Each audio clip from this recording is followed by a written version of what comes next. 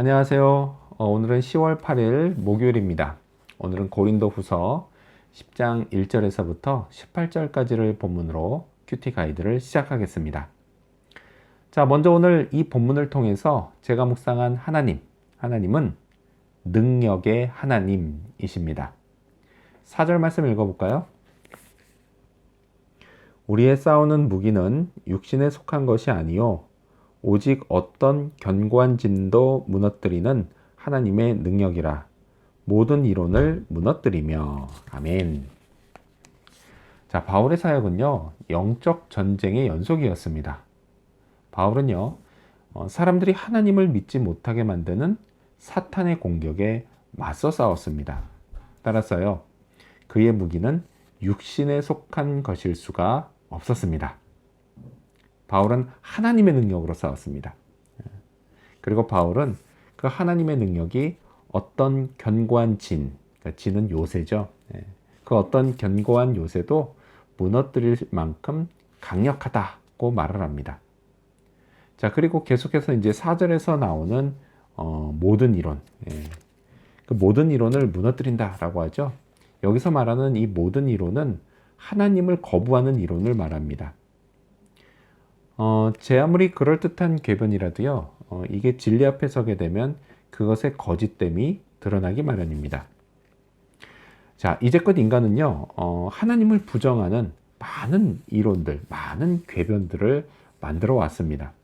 하지만요, 그 어느 것도 결코 하나님이 계시다라고 하는 이 성경의 선언을 무너뜨리지 못했습니다. 오히려요, 그 이론들, 그 궤변들이 틀리다는 것만 줄줄이 증명되었습니다. 5절 말씀을 계속해서 읽어볼까요? 하나님 아는 것을 대적하여 높아진 것을 다 무너뜨리고 모든 생각을 사로잡아 그리스도에게 복종하게 하니. 아멘. 자, 여기서 하나님을 아는 것, 그거는 하나님을 아는 지식, 곧 그리스도의 복음을 말합니다. 자, 하나님의 능력은요, 복음과 그리고 그 복음의 전파자를 대적하여 높아진 것들, 그것들을 다 무너뜨립니다. 그리고요, 그 대적자들의 생각을 사로잡아 그리스도에게 복종하게 합니다. 자, 여기서 저는요, 하나님 능력의 선하심을 발견합니다. 그 하나님의 능력, 그 능력의 궁극적인 목적은 대적자들을 무너뜨리고 마는 것이 아니라 결국 그들도 그리스도께 복종하여 구원을 받도록 하는 것이기 때문입니다. 한편요, 영적 전쟁이 힘든 이유 중에 하나가 또 바로 이것입니다. 뭐예요? 영적 전쟁의 최종 목표는 적을 죽이는 게 아니라 생포해서 전향까지 시키는 것이기 때문입니다. 자, 그렇다면 오늘 이 본문을 통해서 제가 발견한 인간의 모습 어떤 게 있을까요? 오늘은 외모만 보는 사람들을 볼 수 있습니다. 7절 말씀 읽어볼까요? 너희는 외모만 보는도다. 만일 사람이 자기가 그리스도에게 속한 줄을 믿을진대 자기가 그리스도에게 속한 것 같이 우리도 그러한 줄을 자기 속으로 다시 생각할 것이라. 아멘. 이때 당시 고린도 교회에 온 그 예루살렘에서 온 거짓 교사들이 있었습니다. 그 거짓 교사들은요, 고린도 교인들에게 바울이 가짜 사도라고 거짓말했습니다. 자, 당시 예루살렘 교회는요, 초대교회의 중심이었습니다. 그리고 그곳에 추천서라고 내밀면서 자신을 소개하는 이 거짓 교사들, 그들을요, 고린도 교인들은 좋게 봤습니다. 자, 이방 교회 교인들이 봤을 때 그들은 뭔가 좀 있어 보였던 것입니다.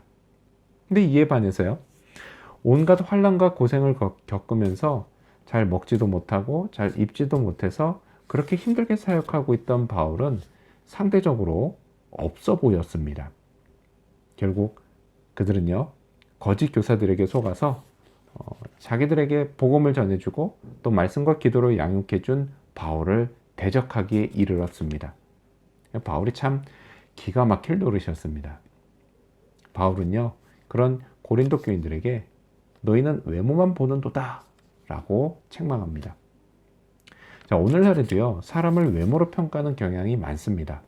물론요, 외모를 안 볼 수는 없습니다. 첫 만남에서요, 단정한 옷차림, 그리고 예의 바른 말투는 중요한 평가 기준이 됩니다. 하지만요, 외모만 봐서는 안 됩니다. 특히 그리스도인이라면 외모보다는 내면을 볼 줄 알아야 합니다.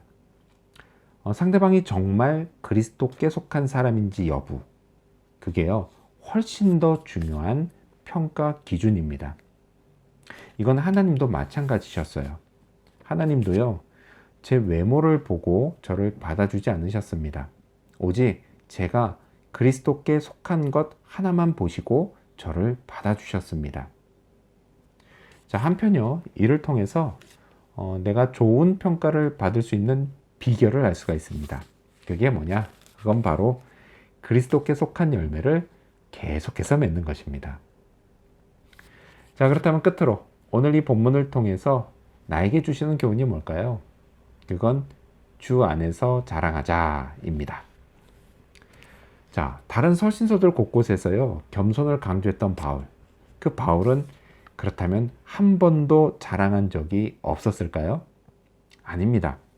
바울도 자랑했습니다. 성경에 기록된 것만 몇 차례니까요, 기록되지 않은 것까지 치면 분명 꽤 했을 겁니다. 다만요, 바울은 적당한 수준에서 자랑했습니다. 13절 말씀 읽어볼까요? 그러나 우리는 분수 이상의 자랑을 하지 않고 오직 하나님이 우리에게 나누어 주신 그 범위의 한계를 따라 하노니 곧 너희에게까지 이른 것이라. 아멘. 분수 이상으로 하지 않고 하나님이 정해주신 범위 안에서만 자랑했습니다. 자, 그럼 그 한계는 어디까지일까요?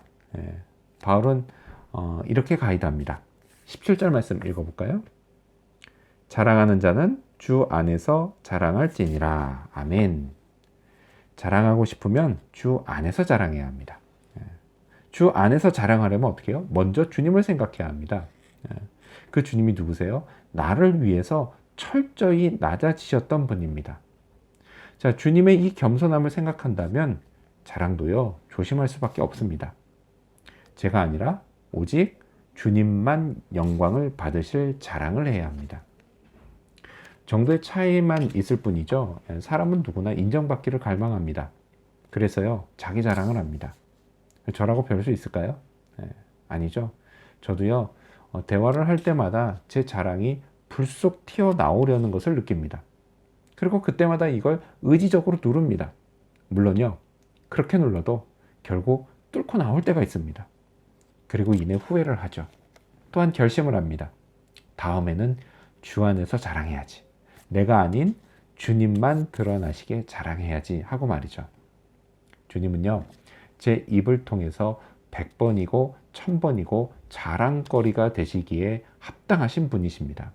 그래서 오늘도요, 오직 주님만 높이는 입술이 되길 바라며 그렇게 기도하는 하루가 되기를 소망합니다. 기도하겠습니다. 능력의 하나님, 감사합니다.